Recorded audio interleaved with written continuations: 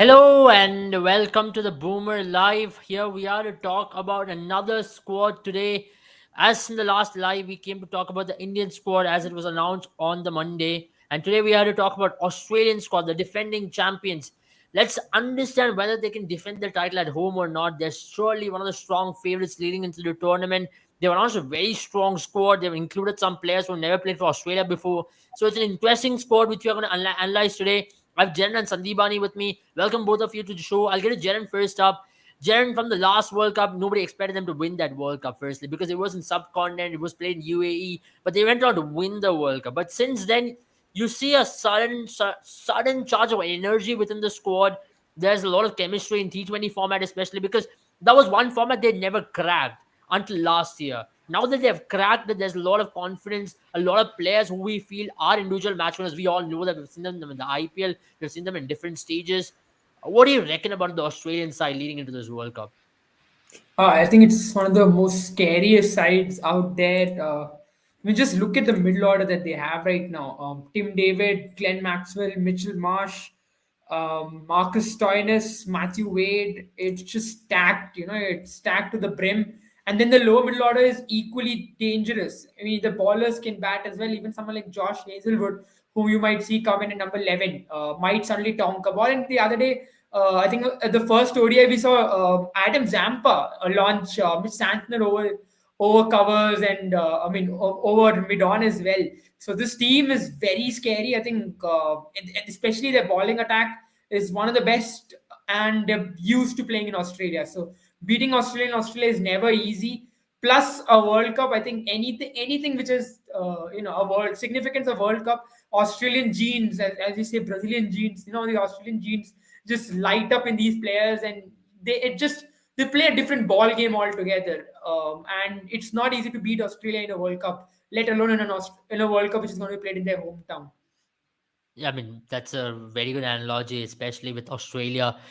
Come at the big tournament, they always turn up and they're a tough opposition to beat in any ICC tournaments because they've been there, they've done it. So there's a lot of legacy going into a tournament like that. And that's why, you always give, or you can never write off Australia, no matter how bad they play in tri series or in the bilaterals. Come at the World Cup, they always go. Shaurya has a question. Tell me, what is the Ganguly scandal? Can't really call it a scandal. Maybe before we get into the squad, maybe I'll address this gentleman. So, to be very honest, this all started way back in 2013. If I have to talk in Mr. Shah's father's way, आप लोग chronology समझिए पहले. So I will talk about how it started in 2013. If you guys remember, I'll talk it very brief because I don't want to go much deep into it. It's a different episode. I think we have a whole episode we can do on that. So it started in 2013. If you guys remember the match fixing scandal when Ajit Chandela, Srishant, they all were part of that match fixing scandal when Supreme Court actually appointed a committee which consisted of N. Srinivasan and also a couple of committee members to look into this issue. But then there was definitely a conflict of interest because N. Srinivasan's son-in-law was a part of this match fixing scandal as well. That's when Supreme Court had to intervene, set up a commission called the Loda Committee. So that's how it started off. And let's be very honest, right? It has never been easy. There's been a lot of confusion. There been Ramchandra Guha who was appointed. There was COA, which consisted of Lakshman and a lot of other people. And come to 2018, there was a decision of the Supreme Court which said the administration of cricket, you can only be in the cricket administration for 6 years. And then in the span of 6 years, you can either 3 years in state and 3 years in the BCCI. That's a complete span of 6 years. And Supreme Court gave a judgment then. So that decision was reviewed by the BCCI. They challenged the decision. There was a three-judge bench decision. They filed a review petition. And today, the Supreme Court has overturned on this stance, and they have come out with a decision which states that you can continue. There won't be a separation. Whether you're state, you can continue for 6 years. If at BCCI, you can continue for 6 years. So there is no need for a cooling off period then. The previous stance was that you can only continue for a term of 6 years, which means 3 in state, 3 in BCCI, then you can't come back. Now the thing is that you can continue 6 straight in BCCI and 6 straight in state with 3 years cooling off period. So which means Shah and Ganguly are eligible for the second tenure. And now, which means they're not yet elected. They have to undergo AGM, then where they have to really sit for that. I know it's a deep topic out there, but nonetheless, that's what the Ganguly Shah scenario is all about. I think we can go back into the Australian squad. Sandipani, let's talk about the Australian squad. I'll pull it up on the screen for you guys. Uh, I think I it's mean, that available on was a the. very interesting sort of story that you mentioned in like the Ganguly Shah scandal. You uh, like very nicely summed it up. I mean, it Yeah, was very good to listen as well. Yeah. yeah. Yeah, talking about the So Australian squad, I think yeah, one of the favorites heading into the tournament, and I think they are the uh, like the firm favorites for winning this World T20 World Cup, especially because first of all the home ground advantage. Even if the team wasn't very strong, I think beating Australia in Australia in a multinational tournament is very difficult. They have a very good record whenever they play at home. But then again, when we are talking about the side as well, I think Jerin pretty nicely, I mean, summed it up right at the start. Just talk about all the aspects about batting, bowling, and in the middle order in general. I think Australia have got all their bases covered. To start off with, I think the only player that has not been in the best of forms is their captain, Aaron Finch. But just apart from him, I think all the players, I mean, David Warner, Steven Smith, and then the feared middle order, I think Jerin took all the names, and I think I am very excited to see one player in the mix. Because like I would have been very excited to see somebody like a Cameron Green get a chance, but with the sort of middle order that Australia already have, Green did not find a place because he was making the rounds. He was he is performing very well in the series against Zimbabwe. He did a pretty good job in the series against New Zealand as well. Talk about batting, bowling, fielding, he's everywhere. But I think the current Australian team, I think with middle order in the middle order with all rounders like Glenn Maxwell, Mitchell Marsh, and definitely Marcus Stoinis, I think they have their bases covered. And I think yeah. Ashton Agar is a very underrated player. And Yeah, I think if I'll you take a ask question me, before that, Sandeep, just to cut you short over there, as Gaurav Soni has been putting a lot of charts. So Gaurav, you can stay updated. We will send you the gift voucher very shortly. If you have any queries, you can mail us at support@boom11.com, and that's where we will be dealing with this issue. Of course, we do not want to delay any of our gift vouchers, what we give from Boom 11. So you can mail us at support@boom11.com, and right now you can mail us, or you can send us a DM on Instagram or on Twitter as well. That's what I would say right now. We will send it out to you very shortly, mentioning which contest you played and which position you end up being in. Thank you, Gaurav Soni. Yeah, continue, Sandeep. yeah, so I think the the weakest player in the weakest batter in that lineup is is I think Adam Zampa, and he was looking so good in the series against New Zealand with the bat as well.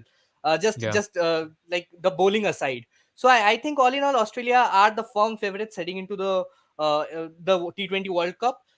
First because they have a wonderful squad, all the bases covered, and secondly because I think home advantage is home advantage. So I'll be very like afraid to face this Australian team at their home.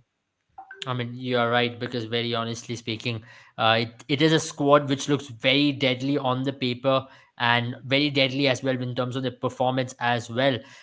Jen, coming back to you, because this squad has got a well covered balance. If you look at the all rounders in that squad, there is a Glenn Maxwell, there is a Marcus Stoinis, there is also a Tim David who's considerably an all rounder. Then there is an Ashton Agar. Then you have a Pat Cummins who's an all rounder.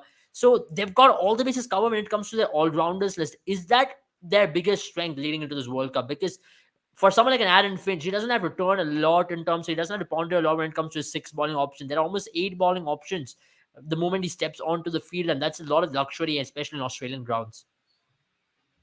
Yeah, absolutely. I think all rounders in any sport is a very, I mean, any cricket format rather is very important. And as I've said it before in different contexts, every all rounder is basically two players for you, right? You have a batsman and a bowler included, and this team is scary because they've got all rounders I mean, all throughout. I mean. You look at and the kind of all rounders they've got, right? They've got a variety of all rounders. They've got pace bowling all rounders, and they've got options for pace bowling all-rounders and Marcus Stoinis and Mitch Marsh, depending on what kind of the way they want to play. Yeah. They can slot in these two, and I think both of them sort of have started playing in the top order, or rather the upper middle order of sorts. So probably they are like replacement for each other. It won't be easy to choose one out of these two, and who knows, they might both fit in as well. But there's a lot to be seen, I suppose, and maybe in this India series we'll see the kind of the kind of what do you say combinations they're gonna go with this. Also, Glenn Maxwell probably fits in there, and then Tim David, right? So we need to see that conundrum as well. How this team is gonna line up is probably a difficult decision to make, I feel, because it's gonna be a problem of plenty. All these players are great T20 assets in their own right. So yeah, I think there is a problem of plenty able. I think that's the only concern that this management has to deal with. If they can get the right, if they can get the right players in, and they can build a very good 11. Hmm. I mean, again, we have a question on why can't BCA follow the sports code. I know we're getting a lot of questions today on that particular decision by the Supreme Court. Again, I'll just go on brief as to why we're not following the sports code. If you look at sports code of India, all the national bodies, like which is connected with the government, we are, for example, BCCI is not a governmental body. BCCI is a private body. There's a Supreme Court decision on that. There's a Z Telefilms versus BCCI. It's a huge case on that, and I'm not going to dwell much on it. If you talk about the bodies in which you can integrate into it, in constitution you have something called the article 12, in which what are the state bodies and what against what all can you file a case. And BCA is not a state body. BCA is a private body. When you compare with AIFF, Indian Olympic Association, or when in any other federation, they all are state, they all are national bodies, they all come under the governmental regime. So sports code only comes under that ambit where if you're in the direct control of the government, you can follow sports code. Under sports code you have 3 year cooling off period, as that's why I reckon you've asked this question. And yet again, there's a case on that. If you are really interested in this case, you can read about this case. Is BCA was a Z Telefilms, and it's much more pertinent to Article 12 and is whether BCA is a state or not. And to be very honest with you, BCA is not even a national body. So the question is whether our players are representing our nation or a private organization. So it's a very interesting thing. I know a law student in me just gets lit up with that. Jaren, no, coming to Sandeepani, as Jaren rightly mentioned on that. Sandeepani, especially when we talk about Aaron Finch's form in this particular team, it is such a vital part. He's a very good leader. He's a first ever captain to lead them to a T20 World Cup. So there is no denial on the fact that his leadership acumen is very good. But at the same time, his batting form hasn't really been at his best. That's one of the reasons why he's retired from the ODI format as well. How crucial is it going to be if they're leading into the World Cup with these two series, one against India, and I think they're playing one more series before the World Cup, if I'm not wrong. So they've got two series before the World Cup and also the warm-up match. If Aaron Finch doesn't really come in form, do you expect someone like a Josh English to come into the team and give the captaincy over to someone else? I don't think so, because I think it was very smart of Finch to realize that I mean, he was clearly under pressure for a long time now. He has not been performing in international cricket for quite some, not just international cricket. He has hit a rough patch on the BBL circuit as well. Even in the domestic circuit, he has not been getting those big scores which we are so accustomed to seeing from Aaron Finch. So I think he was getting, like, he was really feeling the pressure, and to give up the captaincy and announce his retirement in the ODI format just before the T20 World Cup. I think it was a smart decision, and I think this will only prompt the Australian cricket board to consider him, to give him a longer rope in the T20I format, because he has told that, yeah, I'm not focusing on 2020 and 50 overs cricket. I'm just solely focusing on T20 cricket right now, and I think he'll eventually come back to form, or something, because it's been quite some time since we have seen a great innings from Aaron Finch. Speaking about Josh Inglis, I think he has been scoring runs all across the world in all the domestic tournaments that he's playing.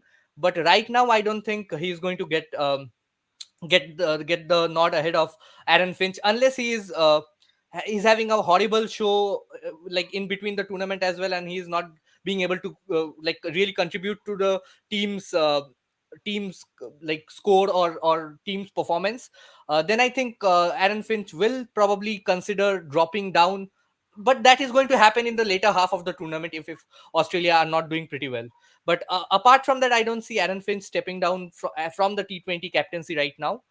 Probably if Australia have a bad tournament with this team, I think they are definitely going to pressurize Finch into another retirement probably. But right now, I Interesting. think, yeah, I mean, right now the I think it's bigger high time he needs to get some runs under his I belt. mean, that's true. I mean, we've been talking about our own legends where they're unable to find runs, and we talk about them being dropped. And Australia, they have a very strict policy and And I as think well. Ewan Morgan was facing the same sort of pressure because the team was doing very well, but But now him the question personally, he is was this, not. Sandipani. I'll ask this to Jaren as well. I'll start with Jaren. Isn't Yeah. adding captaincy an added value in most of the teams? Now we spoke about Dasun Shanaka, we should talk about Mashrafe Murtasa, Owen Morgan, though they were not that good with the bat or they never used to contribute. I'm talking definitely Owen Morgan was definitely good. And also, someone like Aaron Finch, when they come good, they can win matches on their own well. And Darren Sammy was one of the prime examples. He never was there, but he won them 2 World Cups. So captaincy is definitely an added benefit. You talk about an all-rounder being a captain, it's a four-dimensional player. And for example, with Aaron Finch, it's a 2D kind of a player with his fielding. I think it's still 3D, fielding, captaincy, and batting. So just want to know, just as a captain, can you just fit him into the side? Because that is something which you can't really find. Why is Dhoni still playing for Chennai Super Kings? Just because of the reason he's captaining the team. And in T20 cricket, you really need a captain. Yeah, that's a very fair analogy right there, right? I think Dhoni is one of the best examples for that. CSK has been keeping him in the team just because of the fact that he's been captaining them so well. And this is a trend that we've seen in world cricket for quite some time. I think I remember Asghar Stanikzai for Afghanistan, right? He wasn't one of their best players by any margin, but he was a man manager, he was a leader, and he held them together. Owen Morgan's done that. Tim Payne did it for this test for the test team for Australia for quite some time. Even though, to be fair to Tim Payne, he's had some good knocks in that time, but it's not been the most consistent player for them, right? Hmm, Even with the hmm, gloves, he made a lot of mistakes, or at least a few mistakes that cost his team. But for me, I think this is something that, for example, once you remove that player, right? We've seen what happened to England, for example.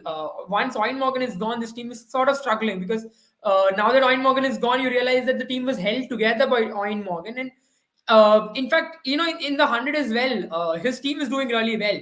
So it shows that captaincy is very important in T20 cricket because you need someone who's got that capability of reading the game and pulling the right moves, as T20 is a very hmm. strategic game, and its nuances and strategy is much much more important because you can't make a lot of mistakes.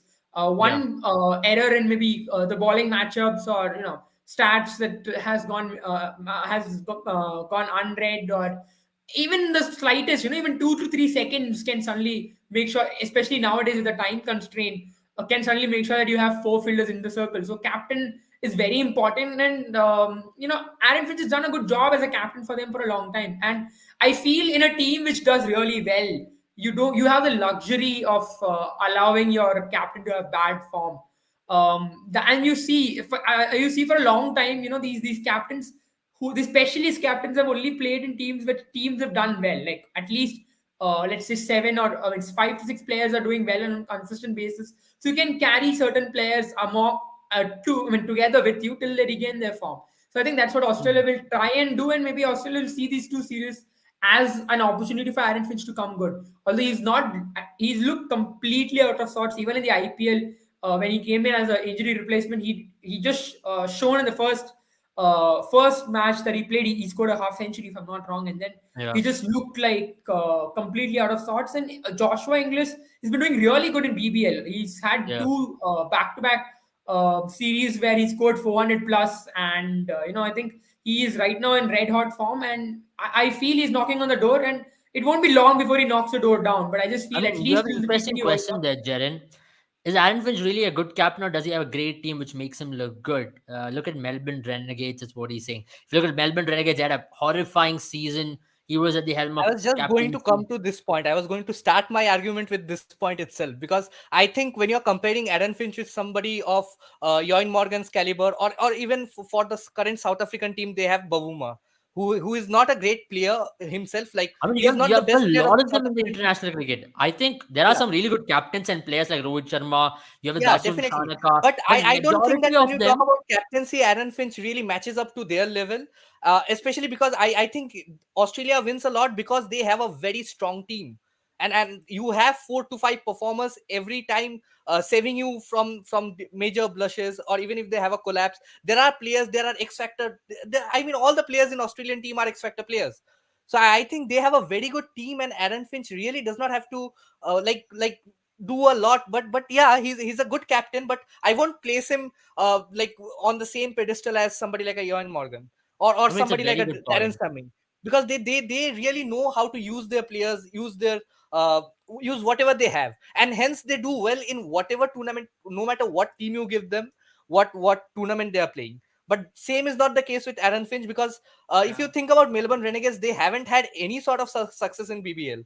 And yeah, you have to consider their team as well. I mean, they did not have the best of teams. Their middle order was in all sorts of disarray, and I think Aaron Finch was leading the team with some example, because he Hmm. was also not in form I mean, along with the team. So I yeah. don't know what has happened to this guy, but then there's certainly a lot of issues with his batting, with his technique, I with just think being there are aggressive. lots of technical issues, because Aaron Yeah. Finch really struggles to play, like really struggles to get into the game. I mean, if he can Yeah. survive the I first think five I six think it's overs, the issue. If I'm not wrong, it's that especially in the first few balls, right before he Hmm. settles, yeah, that he has comes that in. issue I mean, getting the the bowlers front are foot to just the bowling ball that outswinger, comes outswinger, in, and then one in swinger. and he has much more difficulty playing on the leg side. When the ball comes into him, I think he gets stuck on the crease. He doesn't go back off, or he's not getting that front foot ahead, and neither is able to get that front foot out of the way and maybe smack it on the leg side. So that's where the issue is. I think Bhuvneshwar Kumar is the one who exposed him, and then people have been just exploiting him for some time now. Right. I mean, that's true. I mean, it makes a lot of But like sense. my point being, this close to the T20 World Cup, if you remove him from the helm, then the team is going to fall off, right? I mean, you And he's that is, I think, the only reason why a team like Australia yeah. will not change anything. I mean, Aaron Finch is going to play all the I, games. I He's think going to I lead the think team. if his form continues in the same fashion, you might see him retire from T20 as well, or at least I mean, maybe after the World resign Cup, it captaincy. all After depends the on the World result Cup, of the World Cup. yeah, And there is no better place for him to come back into form like Australia. If this World Cup was anywhere Yeah. else, I would have been still skeptical of Aaron Finch's position. But in Australia, I still believe his record is fairly good, though he has had a very poor BBL. But another reason was also that in Australia now it's early part of the summer, right? And the conditions are going to be slightly colder, and where the swing ballers are going to come into play a lot more in October and in early part of November, where the World Cup is going to be played in. So a player like Aaron Finch will be more susceptible to such swing ball. Let's look at who Australia are playing in their group. They're going to be coming up against New Zealand. They've got a Trent Bolt. They're going to be coming mostly against Sri Lanka. If Sri Lanka qualifies into that group, then they have an England. England has got Chris Wokes. They've got Topley, who's a swing baller as well. So I reckon and even personally, Sri Aaron Lanka, I Finch think might. Sri Lanka also has some good swing bowlers. I think Madhushanka, with his spells in Asia Cup, really proved that he can bowl really Yeah, well up front. definitely, And I definitely. So think Aaron Finch will just be the finding swing is some not the quality only bowling thing that over has there. been concerning Aaron Finch right now. I think his struggle with the short ball has also been a major concern. He Yeah. gets out Yeah, pulling, like top edges yeah. the ball frequently. So I I mean, that's think it's also because of the yeah, fact, Sandeep Mani, that he's already committed on the front foot. He's planted his yeah. feet. He looks to play everything outside the crease, wants to walk down. So There is ballers absolutely are no targeting him with movement. this Like short ball. the fit does not go with the ball. Yeah, absolutely. He's been thinking a lot. I think he should just stay back and play like an Aaron Finch kind of innings. How he made his debut in T20 internationals, He where he needs a scored 1 month that break like mammoth Kohli. 100. Yeah, I mean, just go there, clear your mind, just smash it. Maybe take some tips from Virat Kohli. Maybe, maybe not. Uh, Kapil Verma has got a question whether host will win the tournament as the tradition continues. But to be very honest, Jaren, don't you think in T20 World Cup that has never happened? In T20 World Cup, it's always been another nation who comes and wins it. The host has never. But in 50 over World Cup, it's the opposite. Yeah, I think the Even reason for in the that is 50 over because World Cup till 2007, none of the host nations won it. It started with yeah. India winning in 2011, and then it But has now the continued for trend the has gotten to an extent yeah. where now you believe home ground advantage is I there. Yeah, think, Jaren, go ahead. but that's been three consecutive tournaments, right? And it's not been like it's been a walkover for any of the teams. So I think a lot of it has to also go with the fact that ever since the T20 tournament has a lot, lot less. I feel it banks a lot less on the situations or the ground conditions, because if you're playing a 40 overs, the ground conditions don't change as much as compared to 50 overs or a test match, and the kind of nuances is not as much, and the host countries don't seem to have that kind of advantage as much.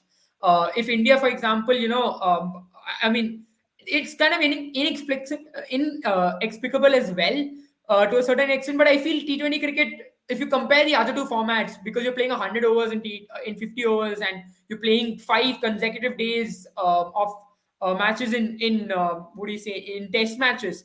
T20, I feel because the shorter format, it's not as much that the conditions come into picture unless the conditions are complete extreme and it's a completely turning track, or it is swinging, or it's a green carpet laid out, which you don't see also in T20, right? Or You there see is dew usually later on in the innings. I think in the recent past we have seen a lot of competitions being held in UAE, and clearly See, for the team that me, is batting you second know has got the how advantage. surprising would it have been? There was no Asian team who played the final of the T20 World Cup last year. It was the two Tasman teams who went on to play the final. Australia was in New Zealand in UAE. So that in itself is a testament as to how T20 has evolved. And if you also look at 2016 World Cup, which was played in India, you had a West Indies and England play in the final.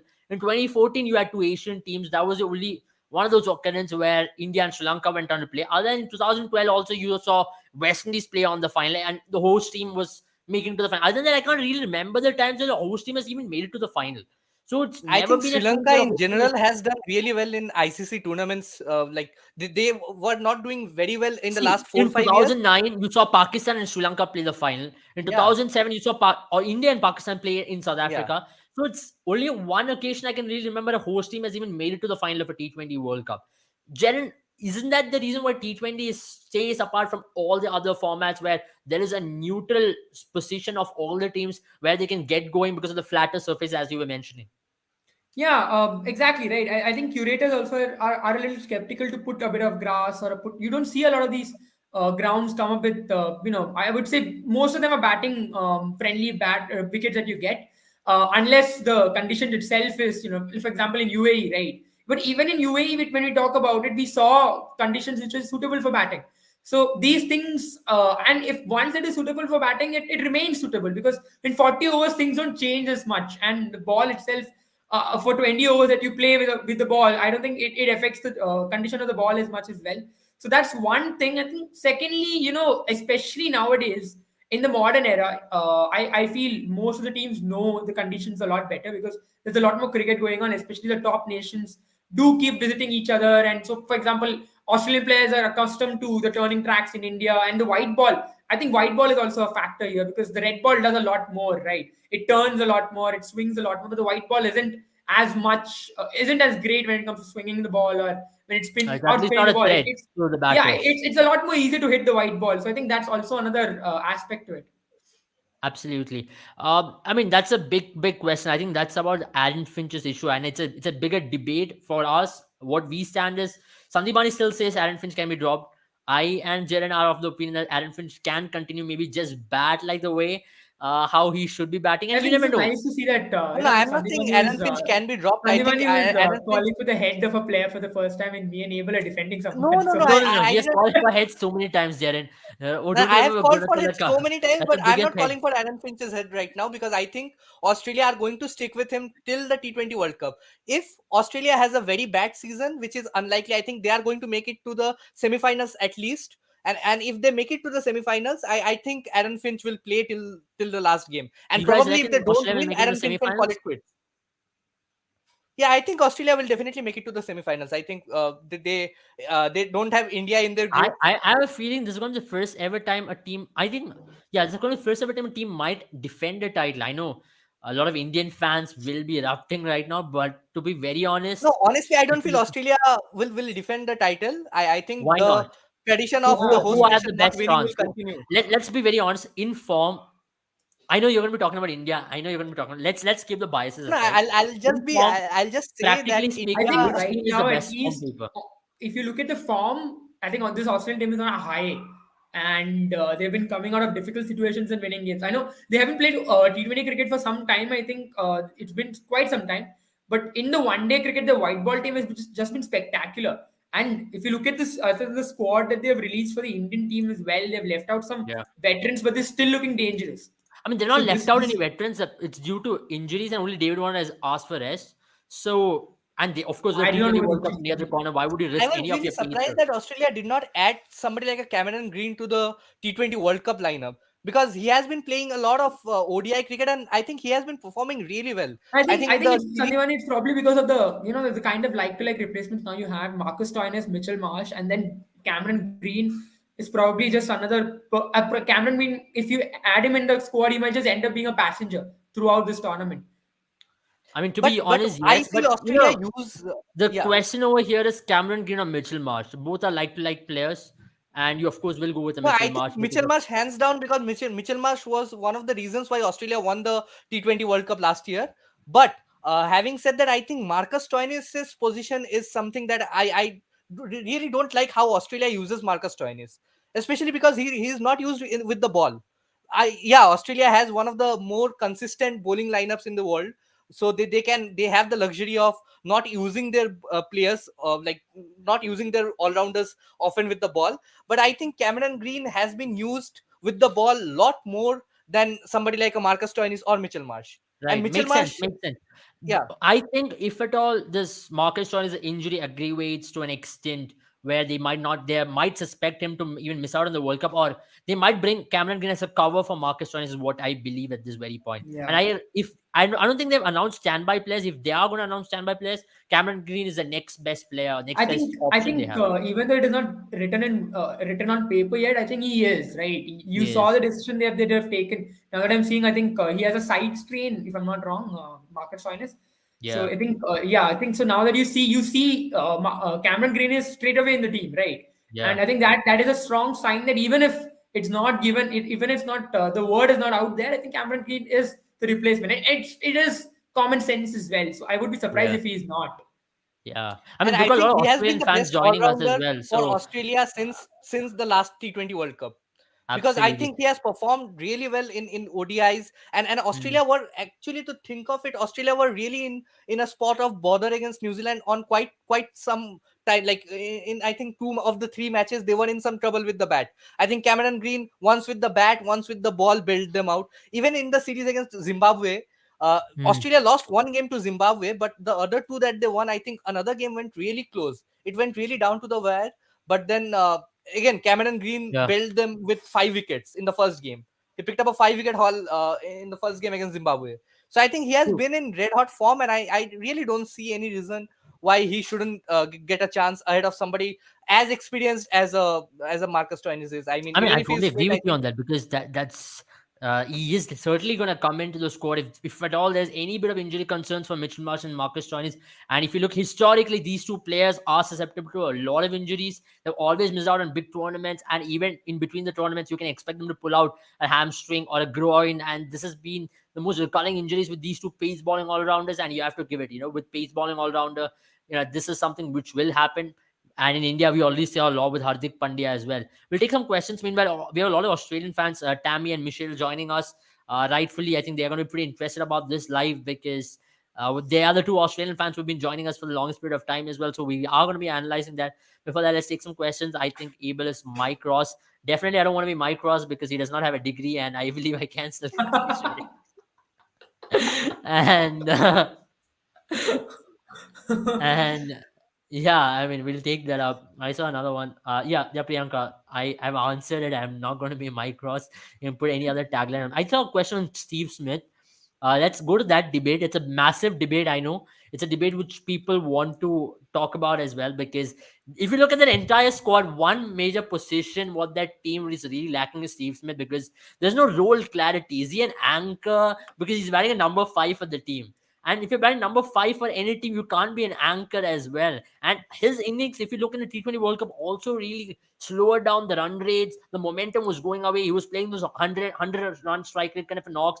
And even if you look at his recent form in ODI cricket, his strike rate has been way below par. It's 80 to 70. I know it looks very good when he scores 100, but that strike rate is criminal in this day's modern day game. And I know New Even in Zealand the played game very bad because he did where not he even get scored that. 100, I think he was on 13 of 57 at one point. Yeah, I but think I think something I Yeah, like think that. I think that you was can't crazy. blame. I think because if you look at the whole series, right, I think all the batsmen have struggled to a certain extent. Not just that, Jen, that's my Scores have point been as below well. 300 as well. Yeah. So I think Yeah. scores haven't I gone above I think that 270. has to do So a lot with the early part of the season in Australia. It's cold out there. The ball is seaming around quite a bit, and the pitches are yeah, pretty fresh. So batters are struggling quite a bit. But Jen, I want to know your opinion on this particular take. Can Steve Smith really fit into that 11 of Australian team? Because it's a tough team. Let's pull this team once again on the screen so the viewers can also see what the team is like. If you look at the team, it's a well covered squad. You have a like replacement for every position. But when it comes to Steven Smith's position, they really don't have an anchor in their team, but they have an aggressor in Mr. Tim David, who has gotten a call up for the first ever time into the Australian team. I know there are a lot of debates as to whether he belongs to Australia, whether should he be playing for Singapore, but now they've decided to bring him in. He's definitely a match winner. But can he play in the Steve Smith position and drop Steve Smith? Because that's a massive call. And how do you see that position being? Because that's the biggest conundrum for Australia at this point. If you're playing Steve Smith at number five, then you rather not play him. That's just simple as it is. He doesn't belong in number five at all, and you're right. He isn't that kind of player as well. We saw what when he tried to play for Rajasthan Royals, that kind of innings, right? The kind of slogger in the power play that he completely looked out of shape. His shots were going haywire. It just do not look right. And I think Tim David for me. So if number five is where Steve Smith is playing, then you rather play someone like a Tim David, because then he can be that either he can be a middle overs enforcer, or he can just be that that aggressive batsman at the death who can just finish games for you. You also have someone like a Glenn Maxwell who can do a very good job at number five. I think he doesn't play at number five as far as I know for Australia. He plays a little lower down the order, but at number five also he can do a very good job. So Yeah. rather I feel Glenn Maxwell is a good fit for that number five spot, because he is I mean, someone. even if it's not Glenn Maxwell, we can play Marcus Stoinis at number five. We Yeah, can you can play. play Marcus Stoinis number. In Because fact, that's the if best you thing about the have Mitch batting order. Marsh, right? Anybody can bat anywhere from one to seven. Correct. Marcus Stoinis That is has a that is opened. a that's a Yeah, beauty of this team, right? Especially Marcus Stoinis and Mitch Marsh have been doing these the duties for their BBL teams. For Perth coaches, if I'm not wrong, Mitchell Marsh has batted number three, number four for quite some time. He has been playing up. He's been going up and down the order for a long time, and so has Marcus Stoinis. Marcus Stoinis has even opened for Melbourne Stars. So yeah. it's not like this team needs Steve Smith. At least at number five, Steve Smith is not needed. He is looking like he's coming back in touch, and that's a good sign for Australia. But for me, I think But Jared, T20 World even if Cup you is look at not the the time, Steve stage Smith, for he him. was never a batter who came and lit up a T20 stage. Like we talk about Virat Kohli, because Virat Kohli has lit up the T20 format time and Yeah, he time was again. not. He was not. I think that's the one place where you could have always compared. It was very difficult to compare Steve Smith and Virat Kohli once upon a time. But it was one format that Virat Kohli distinguished himself from Steve Smith. It was the T20 format, I mean, if you because look at the Steve Smith Fab struggled. Four, even if you look at the Fab Four, I think Virat Kohli stands out because of his performance in the white ball format, especially in one day cricket and in T20. In Test Yeah. format, I think they're all are on level path, on level Hmm. terms, at least as of now, how it stands at 28 Especially with centuries, Joe Root, 27 making a centuries. comeback of sorts. I think, yeah, Yeah, so it's all on level terms. But when you talk about yeah, fair T20, enough. it's that one format where Virat Kohli stands out from all these players. So, Sanjay, I want to know your opinion as well. Can Steve Smith really reignite or find a mojo in T20? I know it's way too late, and he's been included in the squad because they do believe he can come good at some stage. And especially if there's a collapse, he can possibly bind the squad. So, is he going to be a Badrinath kind of a player for this team? Because I use the term Badrinath because Badrinath never had a batting position for Chennai Super Kings. He was always a player. If Chennai Super Kings are Because 0 I for 1, think he walks in. If Chennai Super Kings are 100 for none, he never walks in.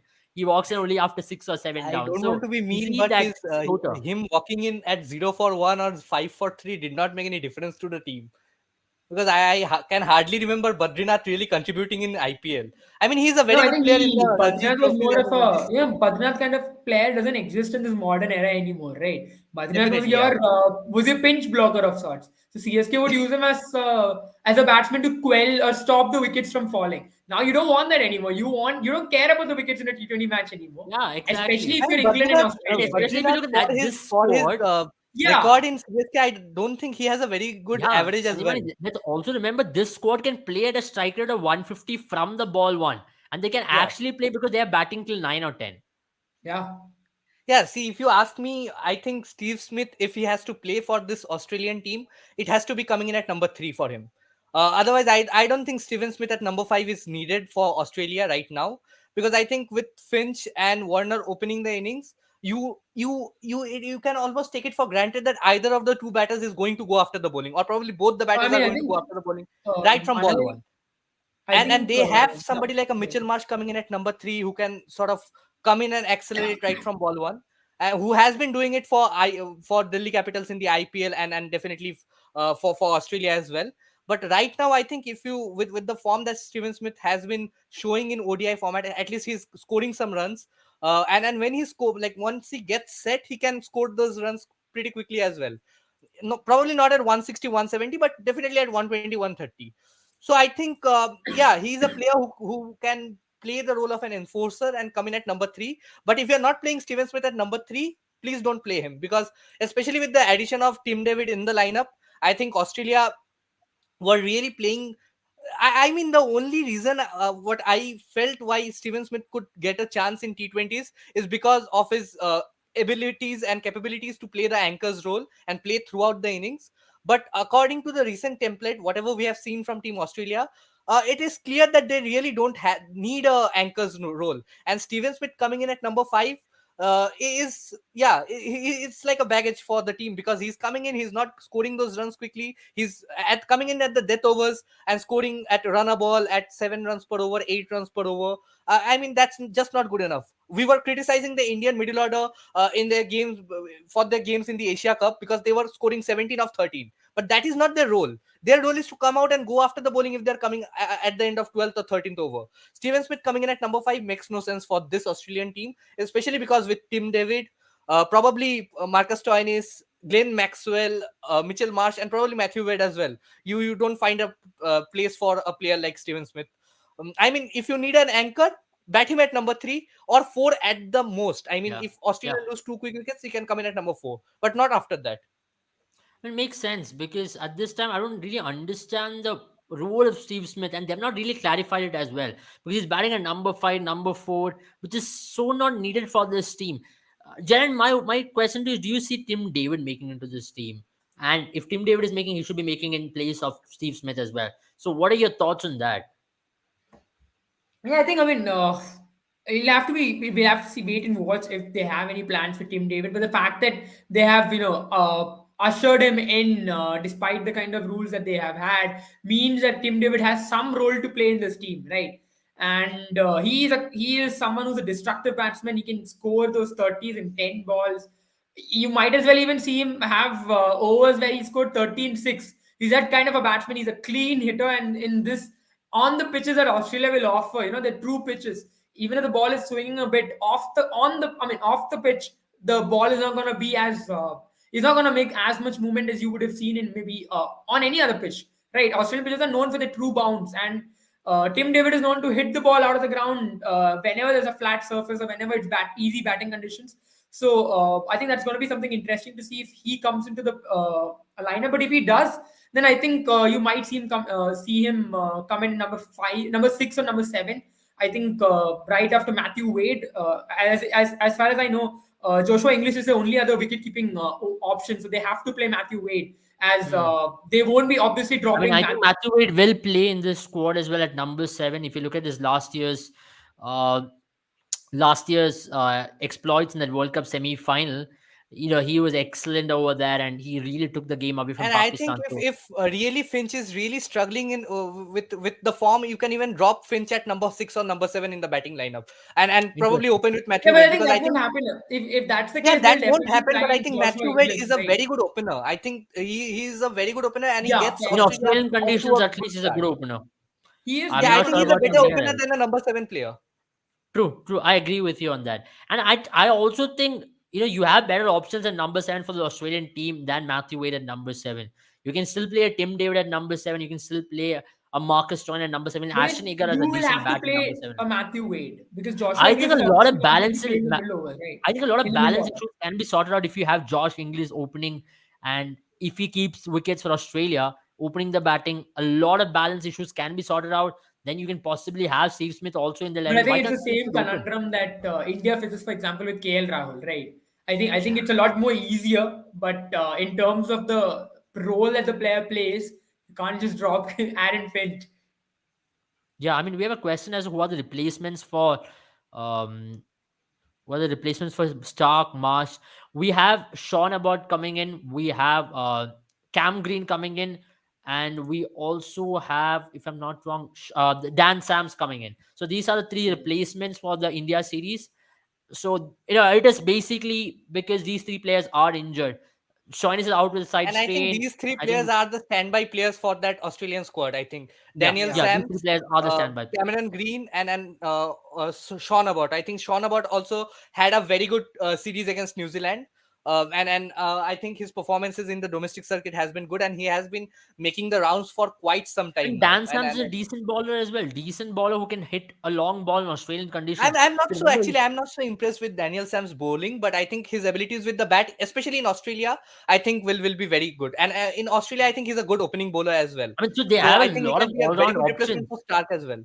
So that's the best part about it. They have a lot Yeah. of all-round options. They have like-to-like replacements. I know it's tough to replace someone like a Mitch Marsh or a Marcus Stoinis, but Cam Green is a very good replacement. Then you have an Ashton Agar if you want a spin bowling all-round option. And also we have seen that Ashton Agar can also open the batting. So a lot of flexibility and fluidity in this squad, which makes it tough for the selectors to pick an ideal 11. But I look like, I feel that they might have an ideal 11 by the India series. Only these positions will be the position they have to sort out with, and they'll walk straight into the team. For example, someone like a Mitchell Stark, Mitch Mars, and Marcus Stoinis walk straight into any team in the world because that's what their impact is. And in Australian conditions, of course, definitely you will have them. Sir, can you tell us why BC is ignoring Sanju Samson? Why did I expect this question somewhere? Okay, I think we'll address it briefly. Jen, you want to address it or should I go? Yeah, I think Abel has spoken a lot about it in the previous time when we considered India's T20 squad. But I think it's simple, right? It's just a pecking order and how things are right now. The team looks at you have already Dinesh Karthik and Rishabh Pant. Rishabh Pant has been someone who's impressed the Indian selectors through his IPL performances for quite some time. And despite the arguments and debates that we've had, this is how things stand at the BCCI standpoint. And Dinesh Karthik, I think no one's questioning his role. So when you have two keepers in the team, then automatically Sanjay Samson's out of contention as a keeper. And in terms of his abilities as a batsman, I think Deepak Huda has taken that spot away from him. So this is the reason why I feel Sanjay Samson is out for now. But once maybe Dinesh Karthik retires or is out of contention, which I think will happen right after this T20 World Cup. Hmm. I mean, again, And another then question as well. I mean, why no Sanju in South Africa series? But considering the match is going to be played in his home ground in Trivandrum. You saw last time also he was not part of the team. He was part of the squad. He was not making it to 11, and the fans were slightly agitated. They were chanting Sanju, Sanju. And in Trivandrum, it's his hood, I believe, and you can't get past that. If you have Sanju, Sanju chants in Florida and in Ireland, you can imagine his chants in Trivandrum. I mean, I was surprised to see the chants in Caribbean for Sanju Samson. Can you believe? This guy is a crowd puller for some sort. I mean, after the biggest debate before was why no Sky in the team. Now the biggest debate is why no Sanju in the team. I think he's got something about him. He's one of the biggest crowd puller. People love him. And He's I led a think team the to only IPL final. reason that he's not in that South Africa series is because India is going to give chances to players who are in that standby mode to just to check who comes in if in case of an injury. So I think the South Africa series and the Australia series is going to be very important for India to decide that three spots which were still in doubt. I mean the third seaming option, whether it will be Harshal Patel or Arshdeep Singh, the two wicket keeping option, whether it will be Dinesh Karthik or Rishabh Pant, or probably a Yeah, Deepak Huda, who is also fighting for that lower middle order spot, right. along with Akshar Patel, Ravichandran Ashwin, Deepak Huda. So I think these places are going to be discussed, and obviously Shreyas Iyer and Mohammad Shami, they will get a go to see how they go. Like I mean, they are the standby players. So in case of an injury, they are the players that are going to step in. I So mean, I think that is absolutely. why Sanju was ignored in the South Africa series. But I definitely think that after this T20 World Cup, in whatever series India is playing, I think Sanju Samson will be at least a backup opener, if not backup wicket keeper, if not a regular player for the Hmm. team. Hmm. I mean, good question though. Tim David can be an X factor player, but will he succeed against quality spin and Indian pitches? Gentlemen, do Yeah. you reckon Tim David will be even used as that middle order player? Because he can be used as a finisher where spin is not there. Exactly how Dinesh Karthik is going to be used, right, Jaren? Yeah, I think at least in India, I don't. I think he will. We saw in the IPL as well. He struggled a bit against quality spin, and that's something that Tim David is probably not even used to as much especially when he came to IPL. I think even in PSL, he was getting a lot more flatter tracks to I play mean, in. yeah, in Uh, PSL, don't even talk. It was as flat as national highways, and national highways Yeah, without we've, any we, potholes. we've, It was we've seen it that was happening in flat. Pakistan for quite some time. Even in the test series that was held, it was pretty flat, the pitches. And it was Australia, I think, who was touring them. I'm not sure which country it was. It was Yeah, it was Australia, Australia, South Africa, Australia, or South Africa, Australia, I think. Australia, Australia. They won Because the series. Australia was touring them and they felt pretty easy. The batsmen had no issues facing the Pakistani bowling, whether it be spin or pace, because that's the kind of pitches they had. But India, I felt there was a bit more spice in the Yeah, and pitches in I the think that was IPL, one of the and reasons that why the showed. test matches were so boring when they were being held in Pakistan, because Yeah. it I was mean, just yeah. a run scoring machine. I mean, all the I mean, players were yeah, I getting. don't judge Tim David, but then let me tell you guys, Tim David's spin acumen. I just saw him in Caribbean Premier League in 2021. I think he was playing for Saint Kitts. Wasn't he playing for Saint Kitts, which was Faf du Plessis' team? I think it was Saint Kitts. Think it. Yeah. Saint Kitts. And the team had played the final, and he was up against Imran Tahir, Rashid Khan. There, the West Indian pitches are slightly slower nowadays, and there he was managing okay against spin, and he's got a very good ability to hit leg spin. I don't know about how he's going to pick up a googly and how is he going to really pick up mystery spin, but he's got the ability to really hit the spinners. So he's not a bad player against spin, but he can be susceptible. But I don't really see Australia using him to be that middle I order think, yeah, batter, I number think I five, think number for four. me, what will probably happen is if a spinner is operating, you might see Glenn Maxwell come ahead, and otherwise you might see a Tim David. I think there'll be probably a sort of rotation policy that they'll maintain depending on matchups, and that's what this Australian team can afford to do as well. I mean, right, absolutely right. Can Australian pitchers be helpful for Indian pacer other than Bumrah? Interesting question, Sandeepani, because if you look at the Indian team, you have Bhuvneshwar Kumar who's going to swing the ball, Harshal Patel who relies on cutters, and maybe Arshdeep Singh is one baller who might, feature and who might help, well, who might go well in Australian pitches. You saw that even in that Under 19 World Cup as well in Australia. And Hardik Pandya will really enjoy bowling in Australian wickets because he's a hit the deck bowler as well. So your two main bowlers, who was Harshal Patel and Bhuvneshwar Kumar, might be cancelled out because of the Australian wickets. Your thoughts on this question? Because it's a very interesting question as well. If it was an Asian country, you could have said Harshal Patel is a very potent weapon out there. And Bhuvneshwar Kumar can swing the ball quite a bit. But in Australia, the ball doesn't swing as much as what we see in England or even in India these days, especially with under lights. Yeah, but I think where Bhuvneshwar Kumar will come in handy is at the start. I mean, even if the ball is not swinging, he is very tight. I mean, he maintains a very good line and length. He keeps it. He gives batsmen no room to sort of go after the bowling, and I think he's very tight up front. And I think if he can get his 2 or 3 overs out within the power play. And if the batsmen are feeling the pressure from that end, they are going to try to take the other bowler out of the park, and I think that is where chances will come and wickets will come. So I think Bhuvneshwar Kumar can be equally potent in Australia as well. Not as potent as he was in pitches at UAE, but definitely potent enough to sort of play against the best. But I think when it comes to Harshal Patel, I think he's going to struggle a bit. We all know that Harshal Patel has a good bouncer, and but he's predominantly But you also, you, Sandimani, you I also like the fact that for someone like a Nathan Ellis, right? I think he's also part of the squad. He's part of the squad which is coming to India. Yeah, yeah, yeah. He is. And He is. and Nathan Ellis has had a lot of success in BBL in recent times. And also Kane Richardson, who's also part of the Australian World Cup squad. They've had success in the BBL and But also in seeding in these Australia the- because of their these players, cutters. if you talk about Nathan Ellis and Kane Richardson, they only get to play against weaker opponents when Australia is touring. I Like, understand that. I'm just yeah, talking about their bowling, how it has adapted, how it is suitable to those kind of pitches, how their bowling is still sticking up to the wicket, how they're using those big angles of the ground, their slower balls are coming into handy. And Harshal I Patel mean, is a you have very to use smart that bowler. variation of pace very well. I mean, you can't be one dimensional. I think uh, in the series against South Africa where Harshal Patel last played, I think in the first couple of games, I mean, South Africa chased down 120 runs in the last 8 overs in the first game. And I think Mm. much of it had to do with the slower deliveries that Harshal Patel was bowling. I think he bowled Yeah. 3 of those 8 overs, and he was like, the batsman could almost predict that he's going to come in and bowl a slower delivery. They were just waiting for the slower I delivery. mean, So I I think thought that match was played on smaller surface and a lot of dew was there during no, that but you time. have to use It's your not going to slower be well. deliveries. You have to use your variations of pace wisely. I You mean, can't just just the come in best and part bowl. about Australia is that you can still ball those slower deliveries and get away because of the bigger boundaries. Some place like a Melbourne in Adelaide, you're going to be having bigger square boundaries where Harshal Pattel's slower ball, if it sticks up, you can top edge it and you can still, it won't go for six like it went on that day on Yeah, I Delhi. think the Because slower bouncer Sapurla is is, a very is, is small going to ground. be Harshal Patel's main weapon Yeah, in Australia. I mean, the slower bouncer, I absolutely. think he has a very good slower bouncer.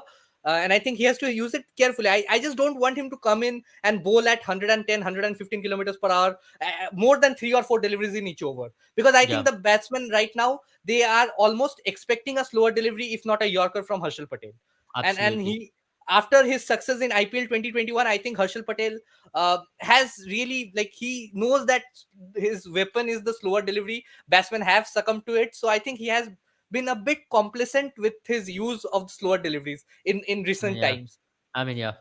let's see how he goes about it. I mean, like, we've been talking Australian squad, so we have to get back into that. And But I Mohit, think one bowler that is going to be very effective is Arshdeep Singh, just because somebody like a Natarajan who came into bowl in Australia for the first time was very successful. And I think hmm. Natarajan and Arshdeep Singh are very similar bowlers, both And I left hand. still feel, Arshdeep Singh's place can still be challenged only by Harshal Patel, and it's going to be depending on the balance and the squad depth and the batting depth as well. So that's the only position. Let's see how they go about it. I think the South Africa and Australia series will give a better picture as how they go. Mokshit, especially regarding this question, we've already answered. I think Rohit will give 3 overs to Bhuvaneshwar if there is Harshal Patel or Arshdeep in the squad alongside Bumrah. Jen, let's talk about this factor. This has been one of the biggest factors, right? And he's been one of the most underrated players. He was in contention to be the man of the tournament in the last tournament where they won the World Cup. Jaren, he has been in very good form with the ball. And how big a factor is he going to be in this World Cup for Australia? Because Australian team's chances also depend on those 4 overs from Zampa. I think he's a very cunning customer. He's very smart with his bowling. He's become a lot more he's become a lot more braver. I would say. I think this Australian management has a lot to do with it. He's not afraid of tossing the ball up, and he's getting those wickets as well. Obviously, this Indian series is going to be a big challenge for him. But he I think he has a good record against someone like a Virat Kohli as well in the recent times. I think Yeah. before he was a lot more easier to play with Virat Kohli, but this is going to be an interesting battle as well. How Virat Kohli tackles Adam Zampa, because I'm sure Virat Kohli is going to come up against him a lot more, because Mm. he's going to play number three position at least. That's what the team wants him to play against.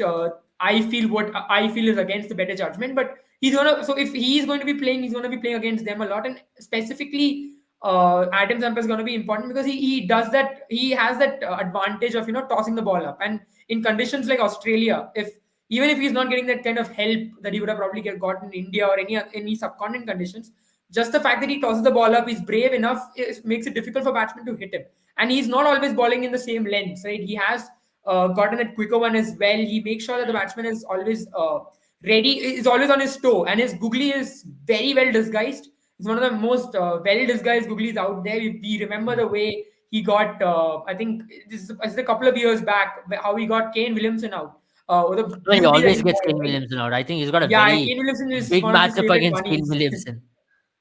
I mean, And interesting. I I um, mean, think Zampa, I was just checking the stats. Zampa has dismissed Kohli 7 times in white ball cricket, 2 times in T20 internationals and 5 times in ODIs. Even though Kohli average is close to 40 in accord, like combining all the like both the formats, but still dismissing Kohli 7 times. And in T20 internationals, Kohli has a strike rate of just close to 115 against Zampa, and he has been dismissed twice in the last 3 years. So I mean, I think interesting. Zampa has been a very good I mean, bowler, Zampa especially is going to be against India's biggest right-handers. nemesis in terms of the series as well. If Zampa has a good series, which means Australia will be right on top. क्या भाई अक्सर को number 5 position में खिलाना चाहिए Australia में? Gerund, हमने इस बात किया है पहले भी, मतलब अक्षर पटेल इस टीम में खेलना है तो अक्षर पटेल को फ्लोट कर सकता है इस बैटिंग ऑर्डर में, और अक्षर पटेल फ्लोट किया तो इस बैटिंग ऑर्डर लंबा दिखेगा। उस अक्षर पटेल नंबर 5 भी खेल सकता है। अभी अक्षर पटेल का बैटिंग भी बहुत अच्छा रहा है, मतलब पिछले 2-3 महीनों में आईपीएल में भी काफ़ी अच्छे इनिंग्स खेल चुका है अक्षर पटेल।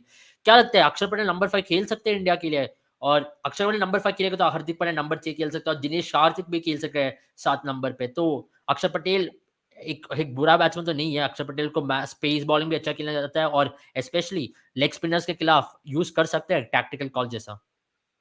हाँ, आई मीन अक्षर पटेल देखो, खेलेगा तो फ्लोटर की तरह ही खेलेगा। मुझे लग रहा है कि अगर थोड़ा-सा मुझे ये भी लगता है कि इंडियन टीम को उतना भरोसा नहीं है अक्षर पटेल के बैटिंग पे जितना शायद जडेजा के बैटिंग पे है। बट मैं उसको खिलाऊँगा तो भी फिक्स तो नहीं रहेगा नंबर 5 स्पॉट, क्योंकि नंबर 5 स्पॉट मुझे लग रहा है फिक्स रहेगा किसी का, तो फिर वो रहेगा हार्दिक पांड्या का। बट सिचुएशन पे डिपेंड करता है, क्योंकि अब हार्दिक पांड्या भी क्या कहता है, खेल रहा है, बहुत अच्छा खेल रहा है मिडल ऑर्डर में, तो शायद वो वहीं खेलेगा। बट शायद ये हो सकता है कि अगर दिनेश कार्तिक खेल रहा हो तो उसको बचा के रखने के लिए वो 15वीं ओवर के लिए वो लोग शायद अक्षर पटेल को आगे भेज दे, ताकि वो खेल सके और दिनेश कार्तिक फिर और 15 ओवर बैटिंग में ऑर्डर भी आगे। लंबा कर सकता है। अक्षर पटेल हाँ, वही, एंड मुझे 5वां लग नंबर रहा है पे उसका खेलेगा काम तो वही रहेगा, मेजर काम तो वही रहेगा। और अगर अनलेस लाइक इंडिया बहुत ज्यादा विकेट खो देती है, और ये मैंने देखा है कि वो दिनेश कार्तिक को तो बचा के ही रखना चाहती है। इंडियन मैनेजमेंट भी वैसे ही दिनेश कार्तिक को यूज करे जैसे आरसीबी यूज करती है। जैसे आरसीबी ने वानितू हरसरंगा को भी भेजा है दिनेश कार्तिक से पहले, ताकि वो दिनेश कार्तिक को 15वीं ओवर में खिला सके। तो मुझे लग रहा है इंडियन टीम अगर दिनेश कार्तिक को खिलाएगी तो वैसे ही खिलाएगी। और अगर वैसा खेल रही है इंडियन टीम तो फिर अक्षर पटेल तभी आएगा नंबर 5 पे, वरना डिफॉल्ट पोजीशन तो उसका रहेगा ही नंबर 8। नंबर 7 खेल सकता है, और पता नहीं हर्षल पटेल भी खेलेगा तो हर्षल पटेल को भी यूज़ कर सकता है। टीम का बैलेंस के हिसाब अगर से रहेगा, हर्षल बट पटेल अक्षर खेलेगा तो अक्षर पटेल नंबर 7 में खेल सकता है, क्योंकि हाँ, मुझे नहीं क्योंकि वो लगता राइट अक्षर हैंडर है पटेल ना, तो वो नंबर उस 8 पे तरीके से यूज आएगा। भी नहीं हो सकता। हाँ, हाँ, नंबर 8 पे नहीं आ सकता। अगर अक्षर पटेल को खेलेगा, अगर अक्षर पटेल खेलेगा, तो इंडिया को उस पे इतना भरोसा होना चाहिए, बीसीसीआई को उस पे इतना भरोसा होना चाहिए कि वो टॉप 7 में कहीं पे भी आके बैटिंग कर सकता है। अगर हाँ, उनमें ये वही तो। कॉन्फिडेंस दिखा अक्षर पटेल में, तभी अक्षर पटेल खेलेगा। वरना ये लोग और दीपक हम हुडा के साथ देख भी जाएँगे सकते या हैं इस किसी और के साथ। जो जो ऑस्ट्रेलियन सीरीज़ आने वाला है, उसमें भी हम हिंट देख सकते हैं कि अक्षर पटेल 5वें नंबर पे खेलेगा कि 7वें नंबर पे और खेलेगा, इंडिया क्योंकि warm up match, India is Adam playing warm up Zampa के मैचेस खिलाफ against Akshar Australia Patel and को न्यू बेच या सकता है।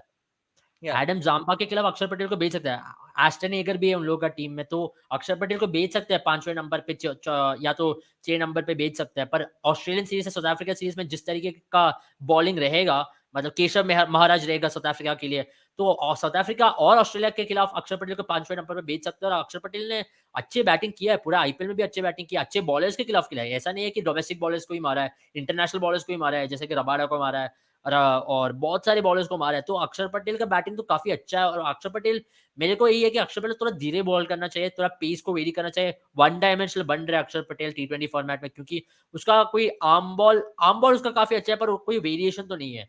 तो एक ही बॉल है उसका, और कन्वेंशनल ऑफ स्पिन तो उतना घूमता भी नहीं हो। इसी कारण मैं मेरा हिसाब से तो अक्षर पटेल को काफ़ी धीरे करके बॉल करना चाहिए।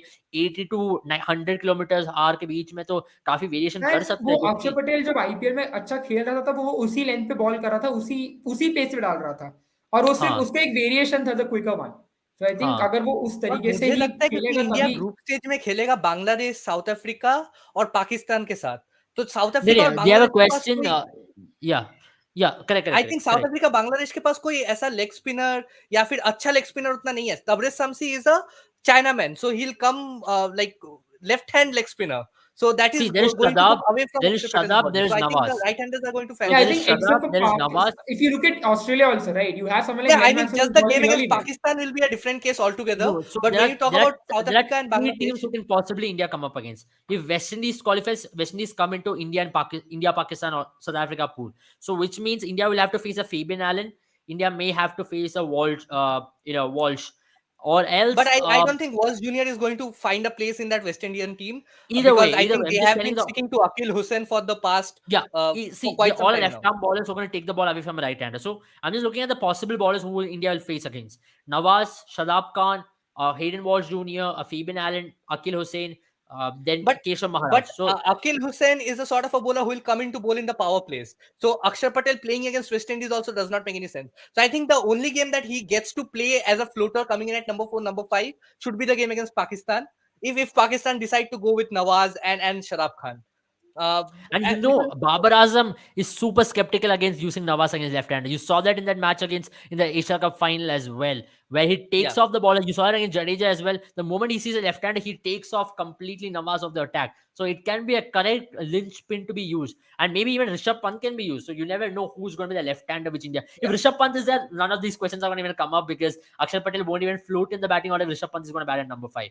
I think that's I going think to if be a Rishabh debate. Pant is playing, I think they can also try somebody like a Ashwin at number 7, and I think if if there Rishabh is Pant Harshal plays, Patel at number 8. they'll probably try someone like an Ashwin, because I felt Yeah. here the reason why Bishnoi was out of the team is because of the innings that Ashwin played. But don't you think that I makes the think with the batting bat. order even more weak at number It seven? does, No, I it don't does, think. it I think definitely does. Ashwin at 7 and Harshal Patel at 8. If you have No, that Ashwin that at 7 that and is a Harshal very Patel. weak batting order in Australian Yeah, conditions. I would Now, send Harshal Patel above Ashwin yeah, I any mean day. that No, is that is depends on a the bigger situations. I mean, if gamble, you're losing wickets and you have to accelerate, I guys. mean, I I'll think send that's a Harshal major Patel. gamble with Rishabh Pant yet to establish in T20 cricket. You're going to have Ashwin in number 7. That's a major gamble. On a bad day, it might look really horrifying as well. I I mean, really want to have Ashwin we've batting at number 7. I think let's move ahead from that. क्या um, क्या हार्दिक को fifth bowling And option कर India रखा है? is going to play Australia in the warm-up matches. I think Yeah, India has I two don't. warm-up matches. Australia को warm में खेलेंगे Yeah, और न्यूजीलैंड Australia को भी and New खेलेंगे. Zealand. Australia on 17th and New Zealand on 19th. They play I don't know two if you guys are warm-up big matches. ups on this superstition. Last time India played Australia and New Zealand in a warm-up game was in 2011, where before the World Cup, where India went on to win the World Cup. So if you guys are big on these kind of things. I think even India played Australia in the Champions Trophy in Yeah, yeah. 2013. Whenever, I think it was whenever India plays Australia in a warm up except for 2015 World Cup where Australia hammered India in the warm up, And and then when Dinesh India Karthik goes got a on, century in that Champions Trophy warm-up game yeah, in 2013. yeah, it was a good warm up game, and I think India got Australia all up for 73 odd runs as well, if I remember. Yeah, yeah. Yeah, yeah, So, yeah, yeah. 57 or so 77. 73, yeah. yeah, so Umesh it's Yadav. always nice to play against Australia in a warm up. The home team in Gabba. The match is going to be played in Gabba, so that's where Gabba ka gamand टूटेगा कि नहीं And I पता think नहीं Ashwin चलेगा is पर going to play in that game yeah, so finally. definitely Tim Payne is not there as well, so it's it's all good in Gabba, I believe, and India will be starting off their warm fixtures in Gabba. India will be playing Australia on 17th and New Zealand on 19th, and 23rd will be the first match of India against Pakistan. There's a question on whether Agar and Zampa playing together. That's a very good combination, to be honest. If the pitches slightly hold up in some of the, I know it's definitely going to not happen in Perth and maybe in Sydney. Can Agar and Zampa play together? Jen, your thoughts on that? Because it's a very good combination. You know, Agar and Zampa complement each other, and they're also Agar is a very good batter as well. I think it's gonna be, if that does happen, then whom do they drop? They'll have to probably drop one of the all rounders, right? I think they'll have to drop someone like a Marcus Stoinis, Yeah. and because Glenn Maxwell is doing so well, he's probably almost making the cut as a second spinner of sorts, and it's gonna be tough to see. I think Agar play, but yeah, I think unless there's probably some matchup of some sort, I think I really don't see that happening for me at least. I mean, that's Yeah, very I true will as well. agree with Jaden. I think Agar will not find a place in the playing 11, at least Let's for the pull the first few squad. games, Let's pull the squad and see what is the possible combination they can go in with. because in the middle overs they have I think the bowling option will be, there is going to be Hazelwood, Stark, and Pat Cummins as their pacers, and I think Zampa and Maxwell, and they also have somebody like a Stoinis who can chip in as well.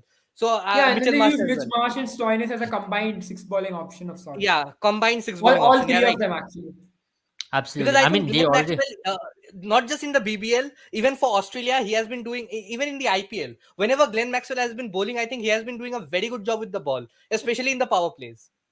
Hmm, good. I mean, that's a possible And way in which it's we a can very look good at it. combination as well, right? Glenn Maxwell is someone who doesn't give away runs easily, and then you have to go after Zampa. And that helps Right. Zampa get And Glenn wickets. Maxwell has a very good matchup against left-handers, especially. So I think Hmm. any team that has like they have too many left-handers at the top, I think it is given that Glenn Maxwell will come to bowl. Probably not in the power play. I mean, yeah, in the power play. I mean, in the fourth or fifth over, or probably may open the open with like Aaron Finch may open with Glenn Maxwell and then go to their seamers. I think one over from Yeah. Glenn Maxwell, Makes and sense. then Makes he'll come makes in the middle. absolute sense. I mean, can Ashwin play ahead of Akshar Patel in the match against South Africa and MCG because they might have 3, 4 left-handers? I have a feeling that match Deepak Huda might play ahead of Ashwin because South Africa, you don't want a weakened batting attack at all. With Nokia, Rabada in MCG and alongside Shamsi and Keshav Maharaj, I have a feeling they might go in with Deepak Huda just for the tactical call. Or if they go in with Ashwin, it's going to be interesting if he's going to replace Chehal or not. And Chehal has a good matchup against most of the South African players as well. So, Jaren, can they possibly bring that matchup? Because Ashwin's recording his left-handers is second to none. You know that he's one of the best off spinners there going around, and I think he is the best off spinner there. And also with MCG, MCG pitches looks to stick around slightly, especially when you're bowling first up, and that is where Ashwin can come in handy. And if you can get a wicket of Quinton de Kock, or if you can get David Miller out, South Africa will be on the back foot. So that is a matchup which India can possibly deploy. But at the same time, the batting order becomes slightly weaker if he's going to replace Akshar Patel there, isn't it? I think they'll probably take that risk for me, will because I feel, I mean, at least for me, Ashwin is that kind of a player who would do really well against And why don't left-handers, we, and if that's the case, why don't we float Ashwin at number 4, number 3, number 4, like what Rajasthan did? It's he a better actually is a option. very good option as well. You've seen that in Rajasthan at least. He's tried in many positions, and in fact, that's the thing I love about Ashwin and Rajasthan. That combination. I'll speak more about it probably when the IPL comes around. But they've used Ashwin like no other team has. I think even Yeah. CSK hasn't used Ashwin to that extent. They've used one dimension of Ashwin that every other team has been afraid of. Even And Punjab, I when think he was a Ashwin has been the captain, most successful pinch hitter this season in IPL. I think I yeah, don't see anybody coming in And at number 3, 4 he scored giving a good 50, he performances. scored some important 30s. So if you want to Yeah. use Ashwin there, he can possibly bat at number 4, number 5, or even power play. And Send him in the that power is play the if he was reason why okay. I was really surprised when you said that Ashwin is not a good enough batter to come in at number 7. Because I At think number whatever seven, job, I don't see him. I don't see yeah, him I finish think World Cup apart at from 10. Dinesh Karthik, none of the Indian players have had a good role finishing the innings for Team India. We have somebody like a Rishabh Pant and Hardik Pandya doing the job for them at times when India has a splendid start. When you have India scoring at almost close to 10 runs per over at the end of the first 12, 13 overs, and when Rishabh Pant or Hardik Pandya is promoted up the order at number 3 or 4, that is when they Mm-hmm. get the team to good ammunition. But when the team is Yeah. struggling, I have not seen any other player apart from Dinesh Karthik coming in at number 7 in times of need and scoring it for and I scoring mean, to be quick very runs for honest, Team you would India. ideally have Ashwin in the 11 because of his bowling acumen, and also with Chahal and Ashwin bowling in tandem, it becomes a very potent bowling attack. Jen, your thoughts? Can Ashwin really come into the power play ahead of a Virat Kohli and be like, I can go in and smash few fours or whatever I'm gonna get? It's the best time to get out of Ashwin as well. If he can score a quick fire 20 of 10 balls or 24 of for 12 balls, 13 balls, that's all what you need. That's better than what he can contribute at number 7, isn't it? Personally, if I was the captain, I would take that chance because I think Ashwin is a very smart cricketer, much more than skills. Especially when he's batting, I feel it's a cunning smartness that he has. He finds ways to score. He kind of he's a very good reader of the game. But I don't see this happening with the Indian team because I've always felt that the Indian team is one of those teams which is afraid of Definitely not at number 3. experimenting. I mean, even if you have Ashwin floating, I think it will not be before number 4 or number 5. I Yeah, think yeah, number yeah. 3, Correct, correct, yeah. correct. I think they will probably throw him in to just maybe kind of ruin it, maybe ruin a matchup of sorts. If some player has matchup against the Rishabh Pant or something like that.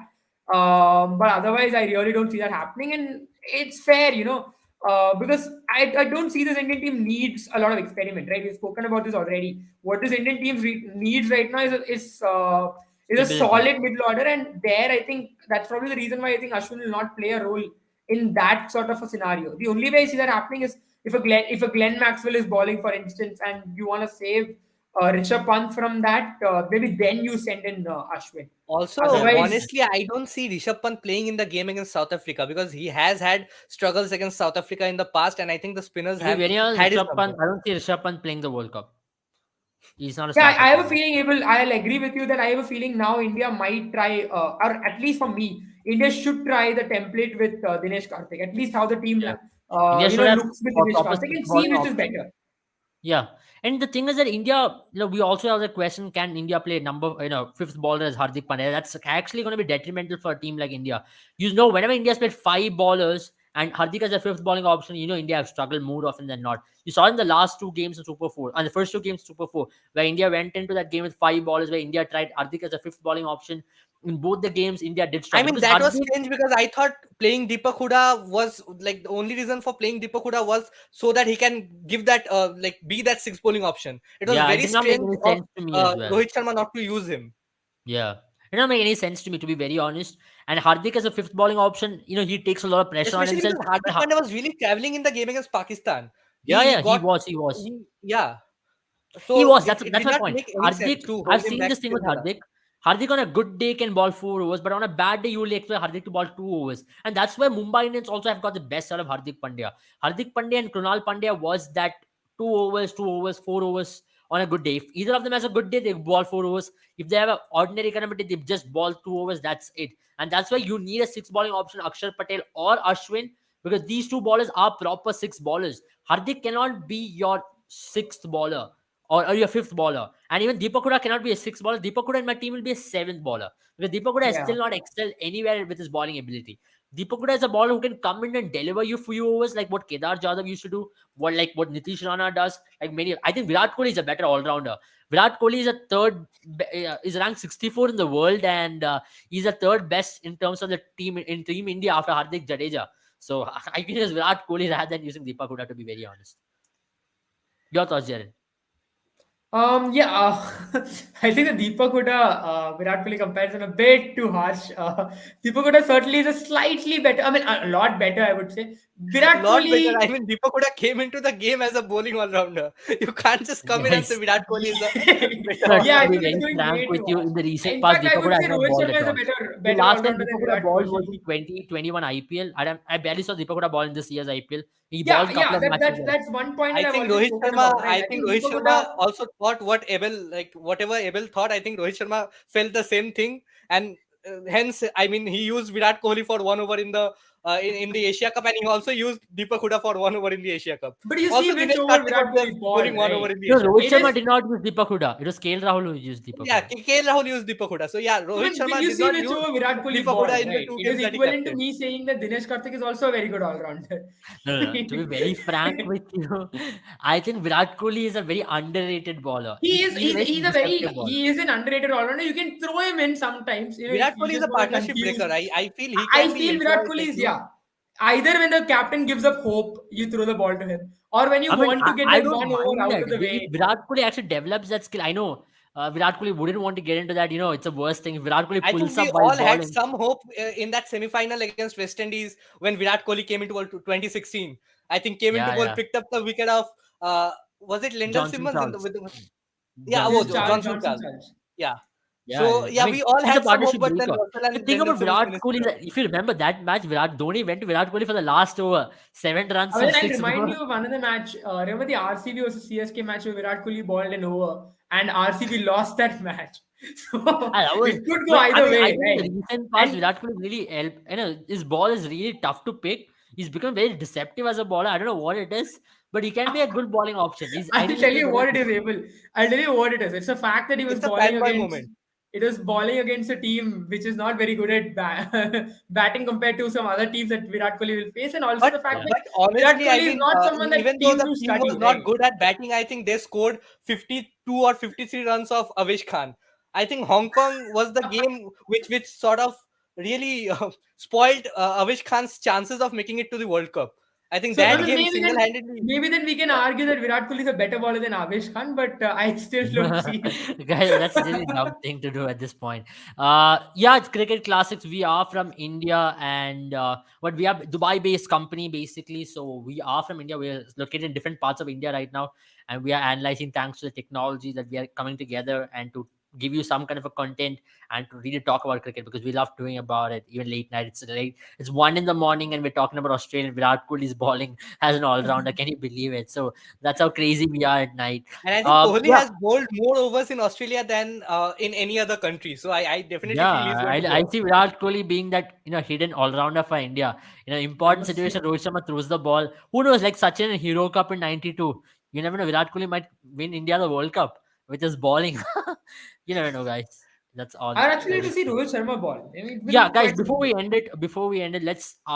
What is your ideal playing 11 like? I'll start with Jaren, then I'll come to Sandeep, and I'll put mine as well. I mean, if you could just pull up the squad, I'll Yeah, I'll start. just pull up the squad meanwhile. Yeah, I think it's gonna be Aaron Finch batting at first position. Then on David Warner. Number three, I see someone like a Mitchell Marsh coming in. Number four, let's see. I think Matthew Wade probably comes in number four. Now from here on, right? I will probably tell you that's going to be the years where the shuffle is going to start. You're going to have Marcus Stoinis, Matthew Wade, Glenn Maxwell, Tim David. That makes up your number four, number five, number six, number seven, and any of these batsmen can make their way any time. Number eight, I think is going to be Pat probably if comes. yeah, it's going to be Pat Cummins, right? And maybe if on a day that you want a matchup of some sort, you have Ashton Agar. As you mentioned, maybe on Sydney Cricket Ground, if the team feels that there are too many right-handers and Ashton Agar can play a role, maybe then in that case. But Pat Cummins obviously will walk in. Then you have Mitch Stark, Yeah. Adam Zampa, and Josh Hazelwood. That pretty Josh much Hazel. the last It's a four very is settled. formidable unit, to be honest. So, you Yeah, agree to his team? Is it going to be your same team as well for you? I've Yes. I Yeah, I think I mostly agree with it. I was just figuring out the positions where people will bet. I think right from number 3 to number 7, it is going to be very flexible. I think yeah. I'll agree to what Jerin said. I think Mitchell Marsh, Marcus Stoinis, Glenn Maxwell, Tim David, and Matthew Wade are the most likely to make it to the positions 3 to 7. I also feel with the bowlers, I think Ashton Agar will not get a game. I think Adam Zampa, Josh Hazelwood, Mitchell Stark, and Pat Cummins will be their four bowlers coming from 8 to 11. But I have this feeling that Australia might just go with Steven Smith to start off with. I mean, just use Steven Smith in probably Marcus Stoinis' place. I mean, if he's not fit, if there is, if Cameron Green comes in as a replacement for Marcus Stoinis right before the World Cup, I see Steven Smith playing at number 4. So I think that will be more a better team, See, better in my balance. team as well, there's no Steve Smith who finds a place. If at all they want to I play mean, Steve definitely Smith, not at number 5. Let me definitely not a clarify. I number think five. Mitchell Yeah. Marsh at number 3, Steven Smith at number 4. At number 5, number 6, number 7, you can have Matthew No, Wade, I don't Glenn see Steve Maxwell, and Smith Tim batting. David If coming in. Steve Smith is playing, he's gonna bat number 1, 2, 3. If he's not gonna be in the team, actually, I won't even really have him in the team, to be very honest, because he looks like the baggage for this team, and he could be possibly the spoiler from Especially getting because that in second Australia, World you Cup are slot. expected to have some high scores. I mean, the par score is going to be close to 181, like Yeah, 170, which is and you know which is how to going to tie be up very someone like a different from Steve what we Smith had up. in UAE.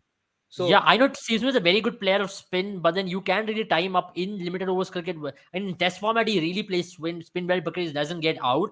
But in limited overs format, you can tie him up and tie No, I one end think up this has by been making sure he I've gets seen this out. as a tactic against Steve Smith, right? I feel Steve Smith has struggled to play those big strokes, those jailbreak strokes. And even in test matches, I've seen teams do this. I think it started with India, where they packed the leg side field, asked him to play on the offside, and kept bowling at the middle leg Yeah, line. And I've seen that yeah. happen time and time again. I think even Trent Bolt tried that, where he came round the wicket, tried to bring the ball into him, and he struggled there as well. Even though he scored a century in that match, but this New Zealand team that played the one day match was a listless squad at least, and they had Jimmy Neesham bowling the death over. So that is not a very good bowling lineup in itself. But I I think really that's don't been an think issue with New Steve Zealand are Smith. going to make He's it. I not been think able we to will get the analyze the strike New rate Zealand going. squad once it's out. But in my opinion, New Zealand will not make it to the top But four. that's But the yes, thing New about Zealand will New not. Zealand. Yeah, they full of If a there's surprise. another team which can emulate Australia's growth and mentality in ICC tournaments, it's New Zealand.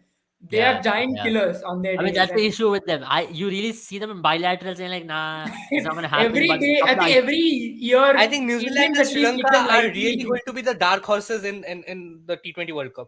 I think I think Group A, every year I think India takes that group two has teams got very Sri Lanka. lightly, If and Sri Lanka makes it, it'll be Sri Lanka who will walk into that group. And also got England. So England with the current form, you England, really, Australia, Sri Lanka, New Zealand in the same pool. I think yeah. obviously Australia and England are going to be the favorites. But I mean, if you have to bet on a dark horse, it has to be New Zealand or Sri Lanka. I mean, Sri New Zealand Lanka cannot more be so dark because horse of at the this form. time. Come on, if New Zealand are dark horse, I don't know how do you call other teams, because New Zealand have played a number of ICC finals time and time But again. I I think mean, they have with the but current I think they form have that the based they Sri are on in Lanka and of with form, this the team era. composition they that they aren't have, looking like favorites, They're especially not because yeah, they've they been are favorites not for playing in looking like sure. Australia. favorites. They're not favorites for sure because especially the record in Australia is very bad. And it's Yeah, that one country they would never want to play cricket on because their record is very poor in all three formats. So it's that yeah. one country they'll hate to play. Even if you look at 2015 World Cup, the only match they played in Australia was the World Cup final where they got hammered. And through the course of the journey, they were very good playing at home. But come the time they played in Melbourne Cricket Ground, they got hammered there. So New Zealand would not want to play in Australia. And with the kind of bowling And attempt I they've think got, New I Zealand really has think to really Lockie sort out Ferguson is their really one. batting. I mean, with so many players not going to play, like so many experienced players not making it to Same having case with retired. Kane Williamson also in New Zealand. He's not definitely got. I think we'll discuss about New Zealand squad once it's out. But as of now, what we can find from Australia is that Australia are the strong favorites, in my opinion. I think I'll stick on with the same 11 which Jaren put out. But I might not have Aaron Finch even playing the game if he's in very bad form. I'll have Josh Inglis in my team. I know the captaincy factor But is that is not massive. going to happen. I mean, honestly, I don't think Aaron Finch will make way for any Well, other if player. you And remove Josh Inglis, who is your captain then? Is it Pat Cummins? yeah, Pat Cummins or David Warner. David Warner, I mean, I don't after think they're going to the give the captaincy to David Warner yeah, anytime soon. I I think feel it's going to Steve be Pat Smith Cummins. still possible, but David Warner might never become an I'll give it to Australian then. captain anymore. Then I'll better give Especially it to because someone like I Glenn think Maxwell. recently also And he I got don't into a think that scandal where Steven he Smith wanted right to now play. has been guaranteed a place in the 11. Especially with Team David coming into the squad, I think it makes it very difficult for Steven Smith to find a place in that team. No, I totally understand because I thought Tim But I David think he's will going to take off. start. I think he's going to play the first game. First T20 World Cup game, I think Steven Smith is going to be in that playing 11. Let's see. I mean, it all depends on his form. The Indian series is going to be very crucial, and with no Marcus Stoinis in it, we'll have a better idea as to what the team is going to look like. If Tim David starts in India, then I think Tim David will start the World Cup for sure. That's the only I way I think see it. I don't see No, Australia I definitely feel ushering Team in Team David David the will way they start. did. Yeah. Yeah.